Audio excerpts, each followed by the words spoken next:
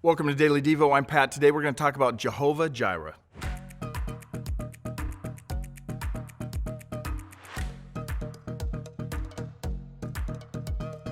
If you're a parent, grandparent, aunt, or uncle, or even someone with an ounce of empathy, you can imagine the desperation a parent would feel if they were about to lose a child. You can imagine a parent willing to do nearly anything to save the life of that child. You can imagine them willing to even give their own life if necessary. With that in mind, put yourself in the sandals of this dude named Abraham.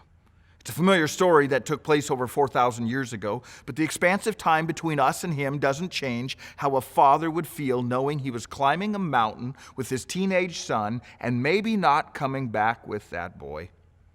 You and I need to try and grasp the desperation this man Abraham must have been enduring, or we will miss the magnitude of the words Abraham used to describe the place, and we will miss the connection to another event that occurred in this same place.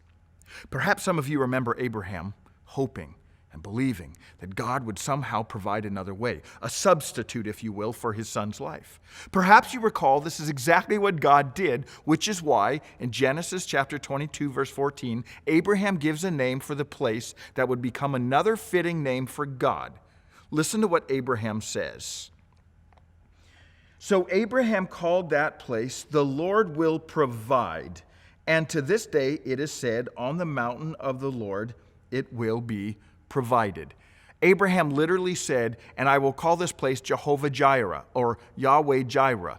It actually became another title or name for God, describing how he provides. The name Jehovah Jireh, literally God, the provider, is used numerous times throughout the Bible, but the significance of this first time can't be expressed enough. Remember, Abraham doesn't just refer to God as the provider. Did you hear it? He names the specific place as Jehovah Jireh.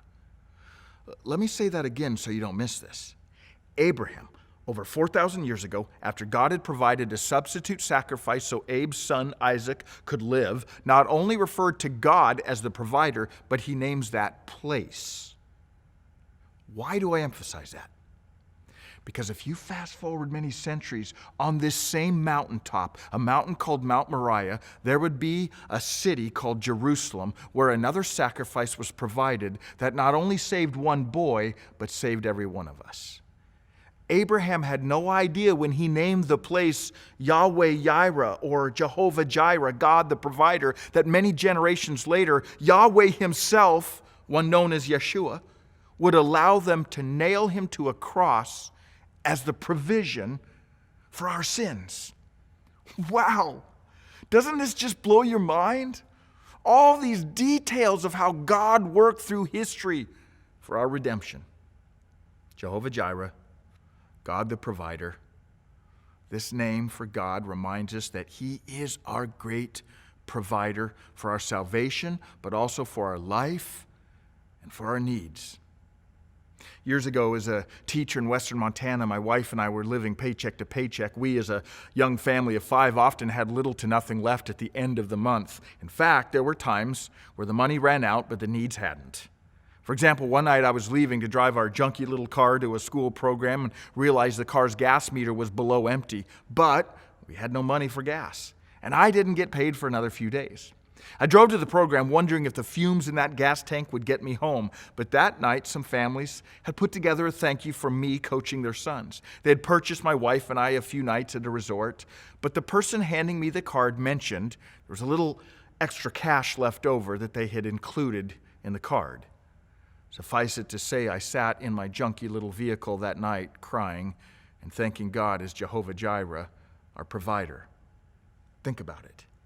Those parents of the boys I coached had no idea that on that particular night, I would be driving a car with virtually no gas and without the resources to do anything about it. They had no idea, but you know who did? Jehovah Jireh, God the provider. Would you take a moment, perhaps right now, to just pause and verbally thank God for some of his provisions, for some of the ways that he has provided for you? Would you take a moment to celebrate our Jehovah Jireh?